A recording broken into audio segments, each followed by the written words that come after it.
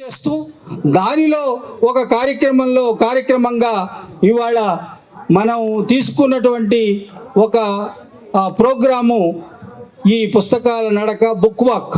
ఈ బుక్ వాక్లో మన పెద్దలు వారి సందేశాన్ని ఇస్తారు. ఇప్పుడు ఈ పుస్తకపు నడకని ప్రారంభించిన ఆంధ్రజ్యోతి పూర్వ సంపాదకులు సీనియర్ పాత్రికేయులు కె శ్రీనివాస్ గారిని ఒక 2 నిమిషాల సందేశం ఇవ్వవలసిందిగా కోరుతున్నా.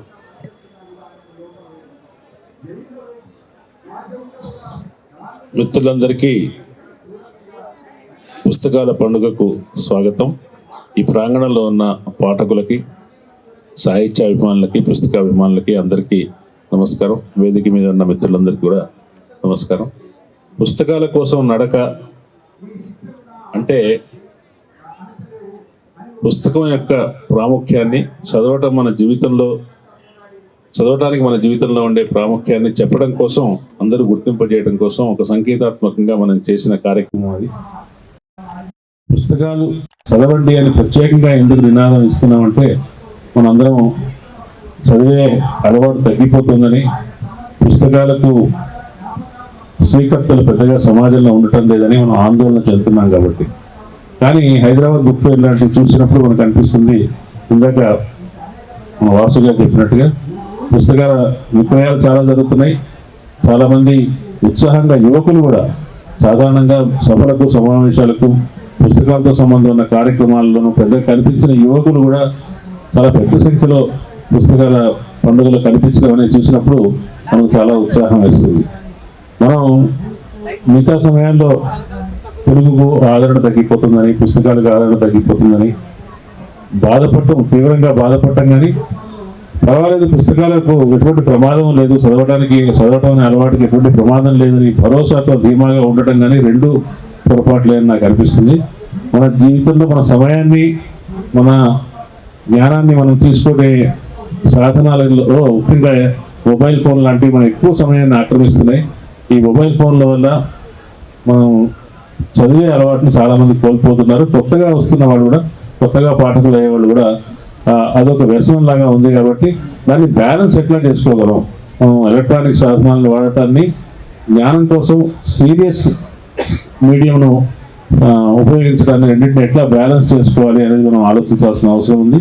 మన సమయాన్ని, మన స్క్రీన్ మీద మనం వెచ్చించే సమయాన్ని సాధ్యమైనంత వరకు తగ్గించి, పుస్తకం అనేది మన ఊహాశక్తిని పెంచుతుంది, మన గ్రహణ శక్తిని పెంచుతుంది, ఒకదాన్ని విజువలైజ్ చేసుకోవడానికి ఉపయోగపడుతుంది.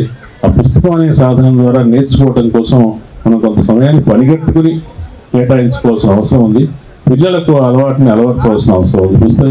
పిల్లలకి మొబైల్ ఫోన్ లాంటి సాధనాలని వాడకాన్ని చాలా పరిమితం చేసి పుస్తకాలు చదవడం అనేదాన్ని వాళ్ళ పెంపకంలో భాగం చేయడం, వాళ్ళ కరికులంలో భాగం చేయడం చాలా అవసరం ఉంది. అందుకోసం వాళ్ళ పుస్తకాల నడకలో కూడా పిల్లలు పాల్గొన్నప్పుడు చాలా సంతోషం కలిగింది. వాళ్లకు తాము ఇస్తున్న స్లోగన్స్ యొక్క మీనింగ్స్ తెలిసే ఉంటుందని, వాళ్ళు మంచి పుస్తక పాఠకులుగా ఎదుగుతారని, పరీక్షల కోసమే కాదు జ్ఞానం కోసం కూడా పుస్తకాలు చదవాలి అనే విషయాన్ని పిల్లలు గ్రహించాలి. పిల్లలే పొద్దున ఇటువంటి పుస్తకాల సంస్కృతిని మన దగ్గర వ్యాపింపజేస్తారు. హైదరాబాద్ లాంటి పట్టణంలో ఈ పుస్తక పఠన సంస్కృతి అనేది, దాని చుట్టూ మాట్లాడుకోవడం, చర్చించుకోవడం, అభిప్రాయాలను పంచుకోవడం అనే ఒక వేడుకని కొంత కలగలిసి నిర్వహిస్తున్నందుకు బుక్ ఫెయిర్ వాళ్ళని మరోసారి అభినందిస్తూ, ఈ పండుగ చాలా ఇంకా గొప్పగా ఆర్భాటంగా జరగాలని కోరుకుంటూ నమస్కారం. ఇప్పుడు తెలంగాణ రాష్ట్ర పూర్వ ప్రెస్ అకాడమీ చైర్మన్ అల్లన్నారాయణ గారు.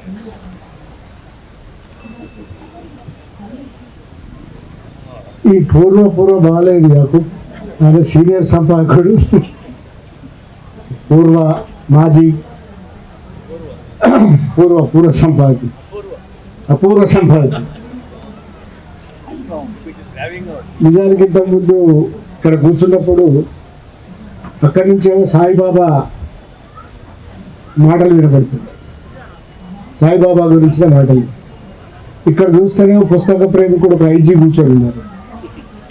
ఆ సాయిబాబా ఏమో చాలా భిన్నమైన ఐజీ ముందరనే అంటారు, రాజహింస, క్రూరమైన రాజహింసకు బలైన నిజంగా ఒక 90% వికలాంగుడు, ఒక హింసాపూరిత ప్రపంచానికి బలైనవాడు, మేధావి, కవి.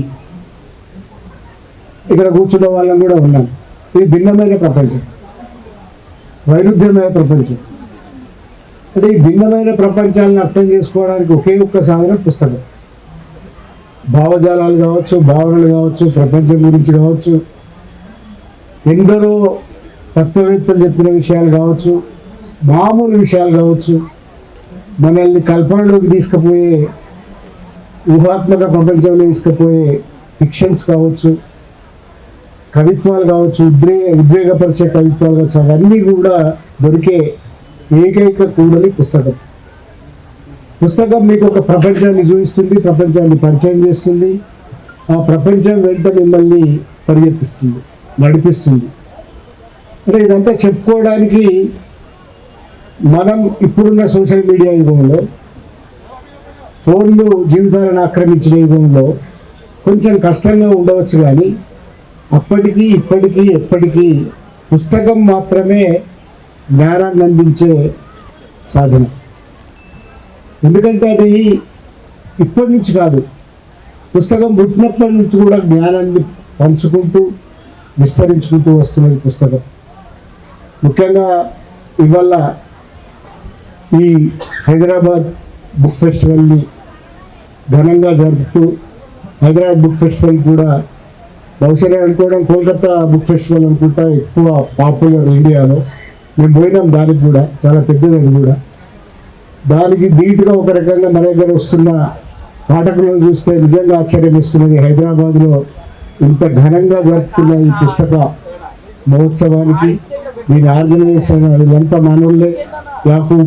ముఖ్యంగా యాకూబ్ అండ్ బృందం, బాలన్న, వీళ్ళంతా ఈ బృందాలకి ప్రత్యేకంగా ఇవన్నీ ఇంత కొంచెం బాగా ఆర్గనైజ్ చేసి దీన్ని మరింత విజయవంతం చేస్తున్నందుకు, పుస్తక చైతన్యం కలిగించడానికి వల్ల ఒక నడక కూడా పెట్టినందుకు మీ అందరికీ కృతజ్ఞతలు చెప్తూ, పుస్తకం చదవండి. పుస్తకం చదివితే చాలా వస్తుంది, చదవకపోతే చాలా కోల్పోతారు. ఒక సిరా చుక్క 1,00,000 నిధుల కదిగానే నేను ఇప్పటిదాకా పట్టుకొని వచ్చిన కాలేజీకి జోహార్. పుస్తకాలు చదవండి. థ్యాంక్ యూ అన్న. పుస్తకాలు లేకపోతే నేను అనుకోవడం చాలామంది ఈ వేదిక దాకా వచ్చేవాళ్ళు కాదు. కేవలం పుస్తకం అనేటువంటి దాని వల్లనే ఇక్కడ దాకా వచ్చాం మేమంతా.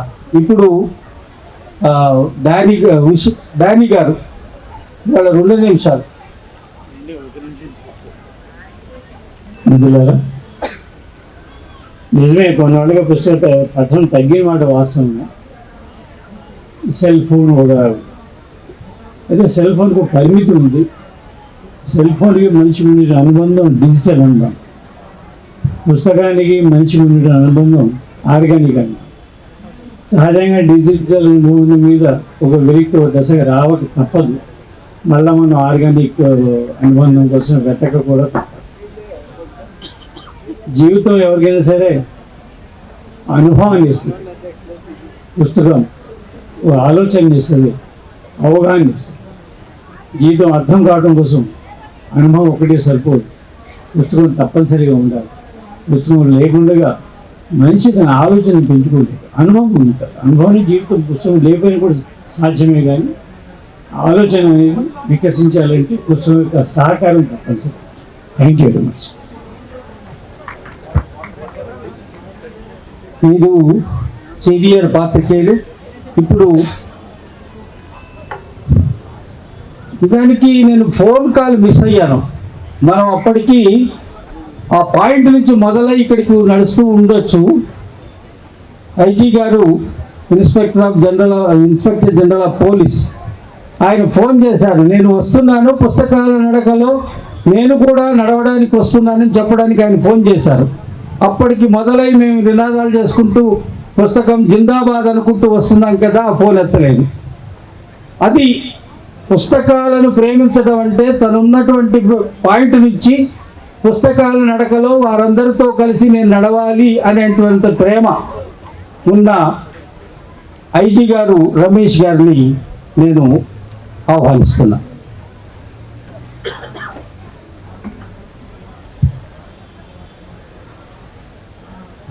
వేదిక పైన ఉన్న అపూర్వ కలయిక అంటారు. ఇది పూర్వాలు అనొద్దు ఎవరిని, అపూర్వాలు, అపూర్వ కలయిక. ఇక్కడ పైన ఉన్న వాళ్ళందరి గురించి కూడా నేను టీవీలో చూడడము, పేపర్లో వీరు ప్రసంగించిన ప్రసంగాలు చూడడము, వాళ్ళు పాల్గొన్న కార్యక్రమాల గురించి వార్తలు చదవడము, ఇది మాత్రమే. కానీ వారందరి పైన నాకు చాలా చాలా భక్తి శ్రద్ధలు ఉన్నాయి. చాలా మంచి మంచి దృక్పథాలతో వాళ్ళు ప్రసంగిస్తూ ఉంటారు. చాలా మంచి విషయాలు వారి గురించి, వారు మాట్లాడిన విషయాల గురించి న్యూస్ పేపర్ల ద్వారా లేదా టీవీ మాధ్యమాల ద్వారా తెలుసుకున్నాను. ఈరోజు వారిని ప్రత్యక్షంగా కలుసుకోవడం, వారితో వేదిక పంచుకోవడం నాకు చాలా ఆనందంగా ఉంది. ధన్యవాదాలు సార్. పుస్తక ప్రియులందరికీ ఈరోజు పుస్తకాల గురించి సంబంధించిన నడకలో నాకు ఆలస్యమైంది. వద్దాం అనుకున్నాను, ఎందుకంటే మేము ప్రభుత్వంలో ఉండి దీంతో ఈ ఉద్యమంలో పాల్గొన్నట్టయితే, ఈ ఉద్యమంలో పంచుకున్నట్టయితే ఇంకా బాగా పుంజుకుంటుంది పుస్తక పఠనం అనేది ఒక నమ్మకం నాకుంది. బహుశా మీకు అందరికీ కూడా అదే నమ్మకం ఉంటుంది. ఆ ఉద్దేశంతోనే ఈరోజు మన అధ్యక్షులు యాకూబ్ గారు ఈ కార్యక్రమం ఏర్పాటు చేశారు. నాకు ఈరోజు ఉదయమే ఆ ఇన్విటేషన్ వచ్చింది. చాలా మంది మిత్రులతో అది పంచుకున్నాను కూడా. ఈరోజు నాకు చాలా సంతోషం అయింది ఏంటంటే, గతంలో కూడా వచ్చాను ఇక్కడికి. వచ్చినప్పుడు చాలా పెద్ద పెద్ద మనుషుల్ని ఇక్కడ కలుసుకున్నాను. చాలా లో ప్రొఫైల్గా వస్తారు వాళ్ళు. అటువంటి మహానుభావుల్ని చాలా సందర్భంలో కలిశాను ఇక్కడ పుస్తకాల షాపుల్లో, స్టాల్స్లో. ఈరోజు వేదికపై కలిశాను ఈ మహానుభావులందరినీ. ఈరోజు నేను చూస్తున్న చేంజ్ ఏమిటంటే, మార్పు. చిన్నపిల్లలు చాలా మంది కనిపిస్తున్నారు. కె. శ్రీనివాస్ గారు ఇంతకుముందు మాట్లాడుతూ చాలా విషయాలు చెప్పారు. వాటన్నిటితో నేను ఏకీభవిస్తున్నాను. సెల్ ఫోన్ల వల్ల మనకు ఈ పుస్తక పఠనం చాలా దూరమైంది. దానికి నేను కూడా ఒక బాధ్యతనే. అయితే నేను చాలా రీసెంట్గా ఒక 2 నెలల క్రితం నేను ఒక తీర్మానం చేసుకున్నాను, సెల్ ఫోన్ వాడడం తగ్గించాలని. సో ఒకే రోజు అది ఎప్పుడైతే వాడడం తగ్గించానో, దాదాపు ఒక 22 వాట్సాప్ గ్రూపుల నుంచి నేను ఎగ్జిట్ అయిపోయాను. అనవసరమైన టైం చాలా వేస్ట్ అవుతుంది అనిపిస్తుంది. దానికి సంకేతంగా అదే రోజు ఒక 3 పుస్తకాలు అమెజాన్లో కొన్నాను. వచ్చిన డెలివరీ అయిన రోజు ఒక పుస్తకం కంప్లీట్గా చదివేశాను. సో ఒకే రోజు ఒకే పుస్తకం ఒక పూటలో కంప్లీట్గా చదవడం, అది ఎన్నో సంవత్సరాలు, దాదాపు 20-30 సంవత్సరాలు అయిందేమో. సో నాకు చాలా ఆనందం అనిపించింది. ఇదే ప్రాక్టీస్ అందరూ కూడా చేయగలరని అనిపించింది. అయితే ఈ సోషల్ మీడియాలో ఉన్నంత కాలము ఈ మిగతా పోస్టులు అటు ఉంచితే చాలా వరకు సాహిత్యం పైన చర్చలు, కొన్ని మంచి మంచి వ్యాసాలు, మంచి బ్లాగ్ పోస్టులు కూడా చాలా బాగా వస్తున్నాయి సార్. ఈ మధ్యన చాలా మంది రాస్తున్నారు. వారికి చాలా రాయడం చాలా, నాకు కూడా, నేను పెన్నుతో రాయడం కన్నా టెక్స్ట్, నేను ఇప్పుడు ఏదైతే చిన్న చిన్న కవితలు అవి రాస్తున్నానో వాటన్నిటిని కూడా నేను టెక్స్ట్ సెల్ ఫోన్లోనే చేయగలుగుతున్నాను. అది ఈజీ అయిపోయింది మాధ్యమం. ఎందుకంటే ఎడిట్ చేయడం, కింది మార్పు కూర్పులు చేసుకోవడం చాలా ఈజీ అయిపోయింది కాబట్టి అది చేస్తున్నాము. సో సెల్ ఫోన్ వల్ల మనకి ఎంత నష్టం జరుగుతుందో, ఆ ఎలక్ట్రానిక్ పరికరం వల్ల మనం ఒకవేళ విచక్షణతో, మన వివేచనతో ఒకవేళ దాన్ని వాడినట్టయితే దాని నుంచి కూడా మనం బెనిఫిట్ పొందే అవకాశం ఉంది. ఈ ప్రింటెడ్ బుక్స్ కన్నా కూడా వాటితో కూడా మనకు వచ్చే అవకాశం చాలా ఉంది. నాకు ఒక మంచి ప్రాణమిత్రులు కూడా నాతో పాటు ఈరోజు వచ్చారు ఇక్కడికి.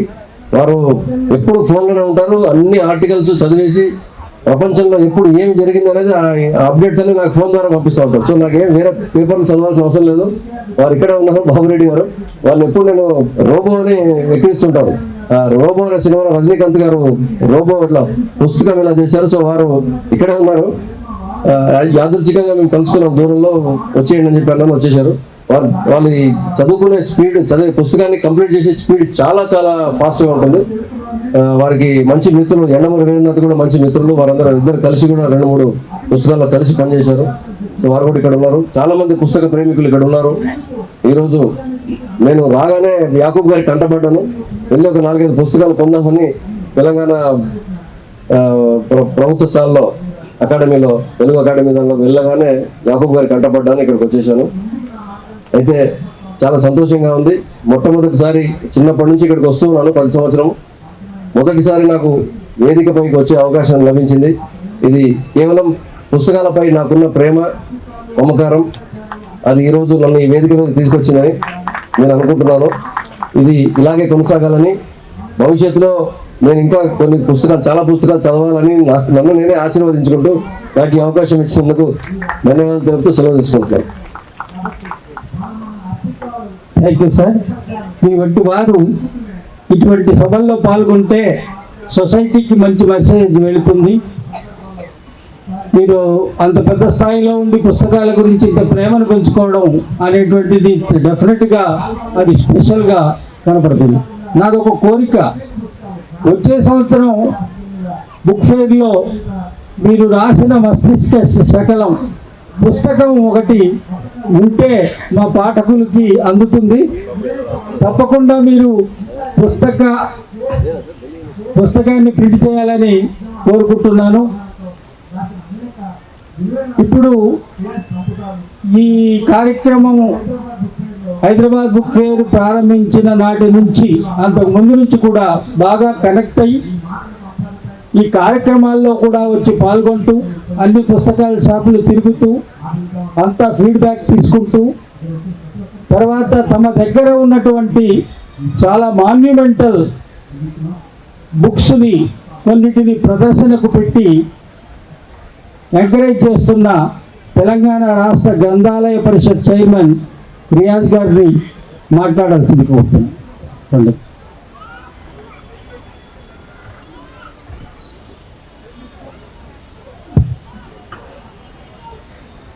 సభకు నమస్కారం, సభకు సలాం, సభకు జై భీమ్.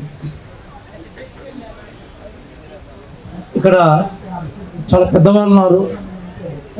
నేను విద్యార్థిగా ఉన్నప్పుడు, స్కాలర్గా ఉన్నప్పుడు ఎవరి రచనలు అయితే చదివి నేను ఇన్స్పిరేషన్ తీసుకున్నానో వాళ్ళందరూ ఇక్కడ ఉన్నాను.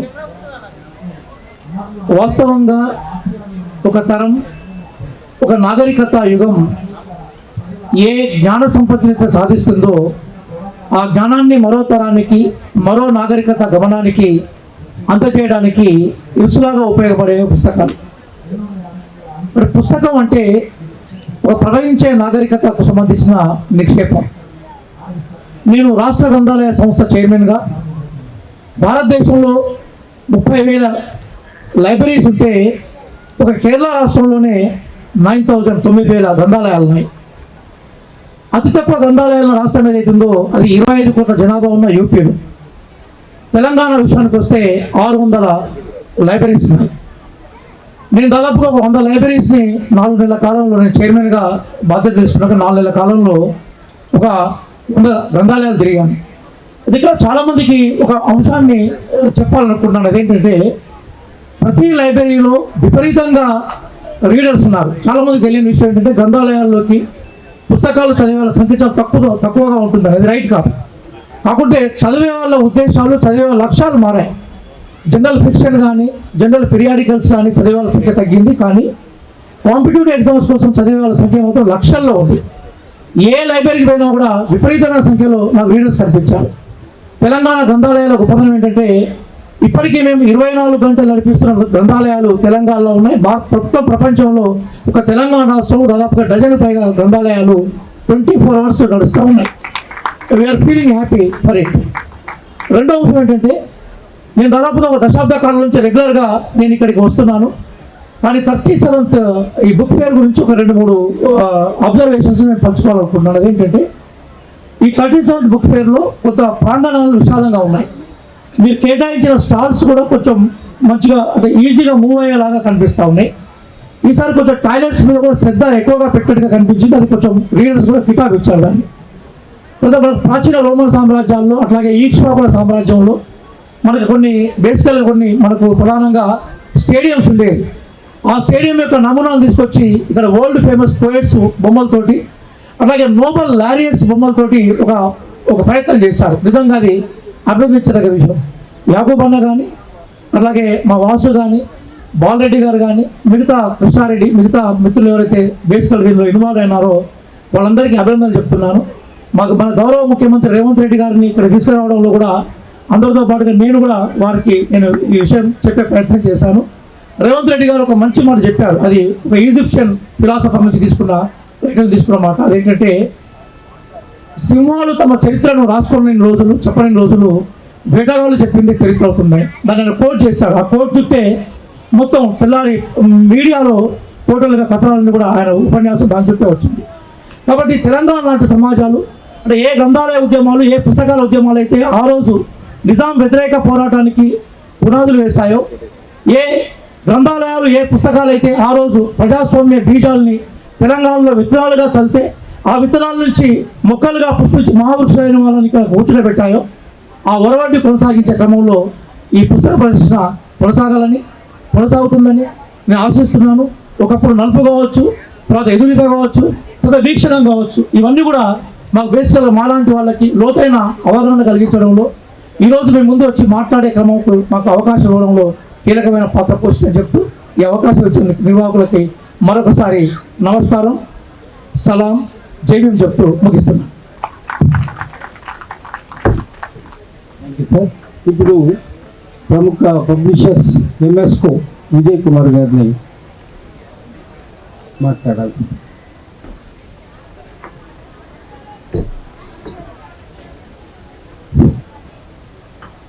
అక్షరానికి నమస్కారం. వేదిక మీద ఉన్న అందరి మిత్రులకి, వేదిక ఉన్న మీ అందరికీ కూడా ఈ పుస్తక దినోత్సవ సందర్భంగా శుభాకాంక్షలు. ఈ పుస్తకాల పండగ గత 37 సంవత్సరాలకి ఇక్కడ జరగటం అంటే ఇంచుమించు ప్రచురణకర్తగా నా కెరీర్ ప్రారంభమైన మొదటి రోజుల్లో నాకు ఇప్పుడు 45 సంవత్సరాలు 35 సంవత్సరాలు ప్రచురణకర్తగా అనుభవం ఉంది. ఇంచుమించు నేను కెరీర్ ప్రచురణకర్తలో ఫస్ట్ బుక్ ఫెయిర్లో నేను పార్టిసిపేట్ చేసి ఉంటాయి. ఇక్కడ హైదరాబాదు ఇక్కడ ఒక చిన్న విషయం ప్రస్తావించాలి. ఈ మధ్య నేను కజకిస్తాన్ దేశం వెళ్ళాను. అక్కడ బుక్ ఫేర్లో ఇన్వైట్ చేస్తే కజకిస్తాన్లో ఒక సుల్తాన్ బజార్ ఉందనుకోండి, ఆ సుల్తాన్ బజార్ని ఒకరోజు బ్లాక్ చేస్తారు, 2 రోజులు. పబ్లిషర్లు అందరూ అక్కడ 40 మందో 100 మందో 70 మందో పబ్లిషర్లు, కొంతమంది రచయితలు కలిసి ఆ ప్రాంతానికి వెళ్ళి ఆ ప్రాంతాల్లో ఒక చిన్న సమావేశం ఏర్పాటు చేసి ఇలాంటి పెండియాలు ఒకటి వేసుకుంటారు. ఈ పక్క ఆ పక్క డిస్పోజబుల్ పబ్లిషర్లు వాళ్ళంతటా వాళ్ళే స్టాల్ ఏర్పాటు చేసుకునే ఏర్పాటు ఉంటుంది. రోడ్డు పక్కన ఏర్పాటు చేస్తారు. ఆ ప్రాంతంలో ఉన్న ఆల్మట్టి నగరంలో ఇది జరిగింది. అట్లా ఒక 20 రోజుల పాటు, 4 రోజుల పాటు ప్రతి శనివారం ఆదివారం ఆ ఆల్మట్టి నగరం మొత్తం పుస్తక మహోత్సవం జరుగుతుంటుంది. అంటే ప్రచురణకర్తలు అట్లాగే వ్యవస్థలు పుస్తకాన్ని ప్రజల దగ్గర తీసుకెళ్ళడానికి విభిన్నమైన మార్గాల్ని ఎప్పటికప్పుడు వెతుక్కుంటూ ప్రజల్లో ఎంతో కొంత జ్ఞాన పుష్టిని కలగజేయడానికి చాలా సుదీర్ఘ ప్రయత్నం చేస్తున్నందువల్లే సమాజం ఏమాత్రమైన చైతన్యవంతంగా ఉందని స్థిరంగా నమ్మేవాళ్ళలో నేను ఒకటి. ఈ వాక్ ఫర్ బుక్స్ అనే కార్యక్రమం నాకు తెలిసి సుప్రసిద్ధ సినీ దర్శకుడు కలకత్తా బుక్ ఫేర్లో ప్రారంభించారు. ఆయన ఒక పిలిపిచ్చారు, మీ వీధి నుంచి ప్రతి వాళ్ళు వాళ్ళ కాలనీ నుంచి ఒక సమూహంగా ఏర్పడి సిటీ మధ్యలో ఆ సాల్ట్ లేక్ సిటీ అంటారు అనుకుంటా ప్రాంతాన్ని, సాల్ట్ లేక్ సిటీలో ఈ బుక్ ఫేర్ జరుగుతుంది. ఆ ప్రాంతం వరకు ఒక సెంటర్ వరకు వాళ్ళు అక్కడికి నడిచొస్తే అక్కడి నుంచి ఒక పెద్ద సమూహంగా ప్రజలదామని పిలిపిస్తే అది 7,000-8,000తో స్టార్ట్ అయ్యి 3వ సంవత్సరానికల్లా ఇంచుమించు ఒక 25,000-30,000 మంది నడిచి ఒక పెద్ద మహాయాత్ర కింద పరిగణించింది. విజయవాడ పుస్తక మహోత్సవం నిర్వహణలో ప్రారంభ దశలో 20-30 సంవత్సరాల క్రితం, 32 సంవత్సరాల క్రితం ఈ సన్నివాసాన్ని మేము కలకత్తా బుక్ ఫేర్కి వెళ్ళి చూడటం జరిగింది. దాన్ని యథాతథంగా అక్కడ విజయవాడలో అప్పటి నుంచి ఇప్పటి వరకు నిరాఘాటంగా నిర్వహిస్తున్నాం. బుక్ ఫేర్ ప్రారంభించిన తర్వాత 4వ రోజు జరుగుతుంది. ఆ విషయాన్ని నేను మిత్రుడు బాలుడి దగ్గర, మా తమ్ముడు యాకోబ్ దగ్గర ప్రస్తావిస్తే ఇక్కడ ఏర్పాటు చేయడానికి ఇక్కడున్న పరిమితమైన సమయంలో ప్రతినిధుల్లో ఒక ప్రయత్నం ప్రారంభించారు. ఈ పుస్తక మహోత్సవం మళ్ళీ ఒక 100 సంవత్సరాల పాటు ఈ వాక్ ఫర్ బుక్స్ కార్యక్రమం కొనసాగినట్టయితే ఇది చైతన్యంగా కొనసాగుతుందని, మనం ఈ పుస్తకం తాలూకు సందేశాన్ని జనంలో ఉపయోగపడుతుందని ఆశిస్తూ నిర్వాహకులకి కృతజ్ఞతలు తెలియజేస్తున్నాను. పుస్తకం వర్ధిల్లడమే మనకు కావాల్సింది. ఎంత సమాజంలోకి పుస్తకం వెళితే అంత సమాజం బాగుంటుందనేటువంటిది మన ఆశ, ఆకాంక్ష. ఇప్పుడు నవ తెలంగాణ పబ్లిషింగ్స్ ఎడిటర్ ఆనందచారి గారు 2 మాటలు. వేదిక మీద ఉన్న అందరికీ నమస్కారం. వేదిక ముందున్న పెద్దలు, పిల్లలు అందరికీ నమస్కారం.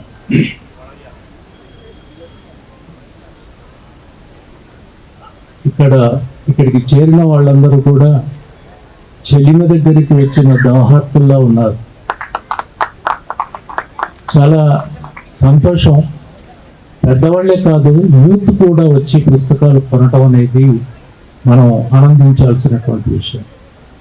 అయితే ఇందాక పెద్దలు చెప్పినట్టు 1990 తర్వాత పుస్తకాలు చదివే తరం కొద్దిగా తగ్గింది. గమ్యం లేని పరుగుల్లో పోతూ ఏం కోల్పోతున్నామో తెలుసుకునే స్థితికి వచ్చిందని నా అభిప్రాయం. అందుకోసమే మళ్ళీ పుస్తకం వైపు, సంభాషణ వైపు, పలకరింపుల వైపు ఎదురు చూస్తున్నటువంటి తరం తయారవుతున్నది అనటానికి ఈ హైదరాబాద్ బుక్ ఫేర్లో జరుగుతున్నటువంటి ప్రదర్శనలు కానీ, విరివిగా వస్తున్నటువంటి యువత కానీ ఒక గుర్తుగా నేను భావిస్తున్నాను. ఇప్పుడు చాలామంది చదువుతున్నారు, పిల్లలు అదే పనిగా పుస్తకాలన్నీ చదువుతున్నారు. కేవలం వాళ్ళ చదువుకు సంబంధించిన పుస్తకాలను బట్టి చదువుతున్నారు. కాదు, ప్రపంచాన్ని గురించి తెలుసుకోవాలంటే అనేక పుస్తకాలు చదవాల్సింది ఉంది అని పిల్లలు, విద్యార్థులకు ఉపాధ్యాయులు చెప్పాల్సినటువంటి అవసరం ఉంది. ఈ పుస్తక ప్రదర్శనను జయప్రదం చేయడం కోసం వాళ్ళను కదిలించాల్సిన అవసరం కూడా ఉంది. ఇక ఈ వాక్ ఫర్ బుక్స్ అనే ఈ కార్యక్రమం ఇచ్చే పిలుపు ఇలా ఉంటే బాగుంటుందని మా మిత్రుడు యాకూబ్కు చెప్తున్నా. ప్రతి ఇంటిలోనూ ఒక గదిని గ్రంథాలయంగా మార్చుకునేటువంటి ఒక శపథం, ప్రమాణం మనం చేయగలిగితే మనం జ్ఞానవంతులం అవుతాం. మనం జ్ఞానవంతులమే కాదు, చైతన్యవంతమైనటువంటి సమాజాన్ని నిర్మించడంలో మనం పాలు పంచుకుంటామని తెలియజేస్తూ ఈ అవకాశం ఇచ్చిన మీ అందరికీ ధన్యవాదాలు. సీనియర్ పాత్రికేయులు, సాహితీవేత్త, వీక్షణ సంపాదకులు ఎన్ వేణుగోపాల్ గారు.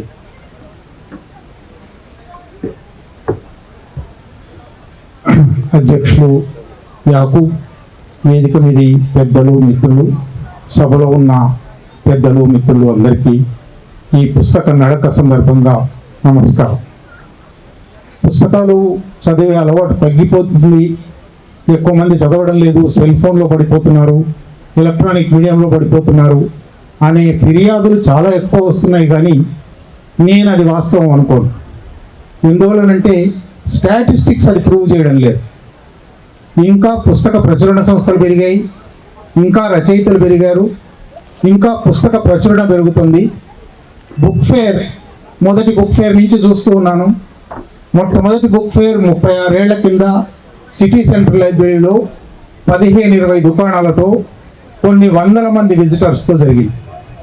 అక్కడి నుంచి ప్రారంభించి కేశవ్ మెమోరియల్ గ్రౌండ్స్ కానీ, నిజాం కాలేజ్ గ్రౌండ్స్ కానీ, పీపుల్స్ ప్లాజా కానీ, తర్వాత ఎన్టీఆర్ స్టేడియం కానీ క్రమక్రమంగా పెరుగుతూ వచ్చి గత సంవత్సరమే తీసుకుంటే 10-12 లక్షల మంది సందర్శకులు వచ్చారు. ఈ 10-12 లక్షల మంది సందర్శకులు కొన్ని లక్షల పుస్తకాలు కొన్నారు. కోట్ల రూపాయల వ్యాపారం జరిగింది. ఈ సంవత్సరం ఇప్పటికి ఇది 4వ రోజు.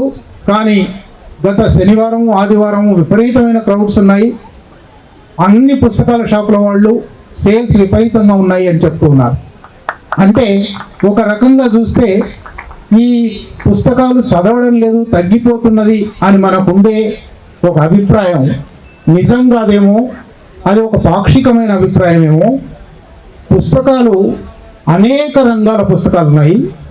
ఇదివరకు కొన్ని రంగాల పుస్తకాలు మాత్రమే ఉండేవి, అవి అమ్ముడుపోయేవి, అవే చదివేవాళ్ళు. ఇప్పుడు కొత్త రంగాల పుస్తకాలు వచ్చాయి, కొత్త తరాల పాఠకులు వచ్చారు, కొత్త తరాల రచయితలు వచ్చారు. ముఖ్యంగా దళిత బహుజన ఆదివాసీ వర్గాల నుంచి విపరీతంగా విద్యావంతులు వస్తూ ఉన్నారు, వాళ్ళు రాస్తూ ఉన్నారు, చదువుతూ ఉన్నారు, కనుక పుస్తక ప్రచురణ రంగం పెరుగుతుంది. ఒక్క చిన్న స్టాటిస్టిక్ చెప్పాలంటే తెలుగులో సంవత్సరానికి ఒక 200 మంది పబ్లిషర్లు ఉన్నారు. సంవత్సరానికి కనీసం 1000 నుంచి 1500 పుస్తకాలు అచ్చవుతున్నాయి. అంటే రోజుకు 3 నుంచి 5 పుస్తకాలు అచ్చవుతున్నాయి. అమ్ముడుకోకపోతే చదవకపోతే ఎవరు వచ్చి వేస్తారు? అదొక వ్యాపారం కదా. నిజానికి ఇది ఒక వ్యాపారస్తుల కేంద్రం, పుస్తక వ్యాపారస్తుల. కానీ అది క్రమక్రమంగా మనం ఏం చేసామంటే పుస్తక వ్యాపారస్తుల కేంద్రాన్ని పాఠకుల రచయితల పండుగ కేంద్రంగా మార్చాం. ఇక్కడికి పాఠకులు వస్తున్నారు, రచయితలు వస్తున్నారు. కొన్ని వందల మంది రచయితలు కనబడతారు మీకు ఇక్కడ, కొన్ని వేల మంది, లక్షల మంది పాఠకులు కనబడతారు. ఈ సందర్భంగా మీకు పుస్తకం గురించి ఒక్క 2 అంశాలు మాత్రం చెప్పి ముగిస్తాను. నిజానికి పుస్తకం గురించి, పుస్తక ప్రాధాన్యత గురించి, పుస్తక నడకలో తప్పకుండా చెప్పుకోవాల్సిన విషయం అది. పుస్తకం ఏం చేస్తుంది మనిషికి? ఎప్పుడో 600-700 ఏళ్ల కిందనే పోతన గారు చదవని వాడు అజ్ఞుండగు, చదివిన సదసద్ వివేక చతురత కలుగును అన్నారు. చదివితే మంచి ఏమిటి చెడు ఏమిటి తెలుస్తుంది, చదవకపోతే అజ్ఞానిగా ఉంటావు. ఇది చాలా మామూలు విషయం, ఇది ఇవాల్టిది కాదు. తెలుగు సమాజం ఒక 700 ఏళ్ల కింద కనిపెట్టిన వివేకం ఇప్పటికీ చాలా మందికి మనకు తెలియడం లేదు. చదవని వాడు అగ్ని ఉండదు అని అనుకోవడం లేదు. చదవని వాళ్ళే చాలా విజ్ఞాన కనులుగా పోజులు పెడుతూ ఉన్నారు. చదివిన వాళ్ళు సహజంగానే చదువుతూ వచ్చే వినయంతో ఉంటున్నారు. కానీ చదువు ఏం చేస్తుంది, పుస్తకం ఏం చేస్తుంది? మనందరికీ మన పంచేంద్రియాలు కొన్ని అనుభవాలు ఇస్తాయి. ఈ మనకు వ్యక్తిగా పంచేంద్రియాలు ఇచ్చే అనుభవాల పరిమితి మాత్రమే ఉంది. నువ్వు ఇది చూడగలవు, ఇది వినగలవు, ఇది రుచి చూడగలవు. కానీ ఒక పుస్తకం చదివితే నువ్వు అనుభవించలేని అనేక విషయాలు ఆ పాత్రలు అనుభవిస్తాయి, పాత్రల ద్వారా నీళ్ళు ప్రవేశిస్తాయి. అంటే చదివిన వాడికి చదవని వాడికి, చదివిన వాళ్లకు చదవని వాళ్లకు తేడా ఏమంటే చదవని వాళ్ళు తమ పంచేంద్రియాల పరిమితి లోపల ఉంటారు. చదివిన వాళ్ళు ఆ పంచేంద్రియాల పరిమితిని విస్తృతం చేసి ప్రపంచంలోని ఎక్కడెక్కడి విషయాలను తెలుసుకోగలుగుతారు. నేను ఎన్నడూ లండన్ వెళ్ళలేదు, కానీ డికెన్స్ నవలల్లో లండన్లో వీధులు ఎట్లా ఉంటాయి, వీధుల్లో ఏ భవనాలు ఉంటాయో చెప్పగలను. నేను ఎన్నడూ కెన్యా వెళ్ళలేదు. కెన్యాలో లెమురు అనే ఒక చిన్న పట్టణం, బుగివా థియోంగో నవలల్లో ఆ లెమురులో వీధులు ఎట్లా ఉంటాయి, ఆ వీధుల్లో ఎవరెవరి దుకాణాలు ఉన్నాయి అంటే ఎన్నడూ అనుభవించలేని, ఎన్నడూ చూడలేని, ఎన్నడూ కనిపెట్టలేని అనేక విషయాలు పుస్తకం ద్వారా మనకు తెలుస్తాయి. కనుక పుస్తకం మన కళ్ళు తెరుస్తుంది, మన చెవులు పెంచుతుంది, మన నాసికా రంధ్రాలు పెంచుతుంది, మనిషిని ఉన్నతీకరిస్తుంది. మీ సైజులోనే ఉంటారు, కానీ మీరు ఒక విశ్వ మానవుడుగా మారుతారు, ఒక విశ్వ మానవిగా మారుతారు. అందువల్ల పుస్తకం చదవాలి. రెండోది, చదవడం మాత్రమే కాదు. ఇక్కడికి వచ్చిన చాలామంది గత 10-15 సంవత్సరాలుగా ఇదే ఎన్టీఆర్ స్టేడియంలో జరుగుతుంది. ఇక్కడికి పాఠకులుగా వచ్చి 5వ సంవత్సరానికో 6వ సంవత్సరానికో 10వ సంవత్సరానికో రచయితలుగా మారిన వాళ్ళను, పుస్తకాలు వేసుకొని వచ్చిన వాళ్ళను కూడా చూశారు. అంటే పుస్తక పఠన దాహం అనేది అక్కడితో ఆగదు. తప్పనిసరిగా మీ వ్యక్తీకరణ, మీ రచన, మీ పుస్తకం కూడా ప్రవేశపెట్టాలని చెప్తుంది. రచయిత ఎందుకు కావాలి? రచయిత ఎందుకు కావాలంటే మీరు మరణానంతరం కూడా జీవించడానికి రచన కావాలి. ఒక మనిషి ఓ 100 ఏళ్ళో 70 ఏళ్ళో 50 ఏళ్ళో బతుకుతాడు, చనిపోతాడు. కానీ ఆయన లేదా ఆమె రాసిన ఒక పుస్తకం 2000 ఏళ్ళలో 10,000 ఏళ్ళలో జీవించి ఉంటుంది. మనందరికీ తెలుసు, వాల్మీకి జీవించున్నాడు, వ్యాసుడు జీవించున్నాడు, ప్రేమ్చంద్ జీవించున్నాడు, రవీంద్రనాథ్ ఠాగూర్ జీవించున్నాడు. వాళ్ళ మరణం ఎప్పుడో జరిగిపోయింది. వాళ్ళ పుస్తకం వాళ్ళ జీవిత కాలంలో వాళ్ళ పుస్తకాలు వచ్చాయో లేదో కూడా తెలియదు, వాటికి ప్రాధాన్యత వచ్చిందో లేదో తెలియదు. కానీ 100 ఏళ్ల తర్వాత, 500 ఏళ్ల తర్వాత, 1000 ఏళ్ల తర్వాత రచయిత మిగిలి ఉంటారు. అంటే మనుషులందరికీ అమరులం కావాలని కోరుకుంటుంది. అమరత్వానికి సులభ మార్గం పుస్తక రచన. పుస్తకం గురించి ఈ 2 మాటలు మీతో పంచుకునే అవకాశం ఇచ్చినందుకు బుక్ ఫేర్ సొసైటీకి కృతజ్ఞతలు. ఈ అమరత్వ సిద్ధి జరగాలంటే పుస్తకం చదవాలి, పుస్తకం రాయాలి అన్నారు వేణుగోపాల్ గారు. మా హైదరాబాద్ బుక్ ఫేర్ కార్యదర్శి వాసు గారు, మా ఎగ్జిక్యూటివ్ పార్టీ మెంబర్స్ అందరూ వచ్చి వీరిని పుస్తకాల సత్కారం ఇది చిన్న, మేము ఏమీ చేయడం లేదు, పుస్తకాల వాసు గారు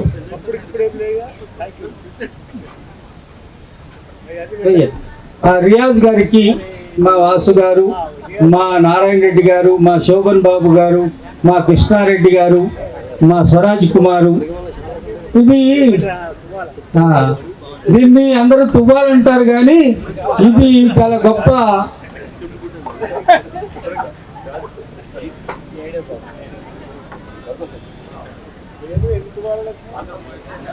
మనం అందరం ఒక్కసారి జయ హో పుస్తకం అందాం. నేను జయ హో అంటాను, మీరు పుస్తకం అనండి. జయ హో, జయ హో, జయ హో. చదువుదాం చదివిద్దాం, పుస్తకం చదివిద్దాం. చదువుదాం చదివిద్దాం, చదువుదాం చదివిద్దాం, చదువుదాం చదివిద్దాం. రైట్.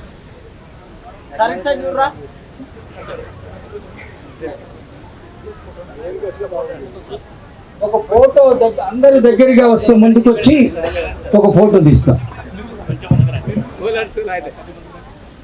పుస్తకాలంటే ఆయనకు ప్రేమ. మలుపు పబ్లిషరు, మలుపు పుస్తకాలు అవి అక్కడ చేస్తుంటాడు.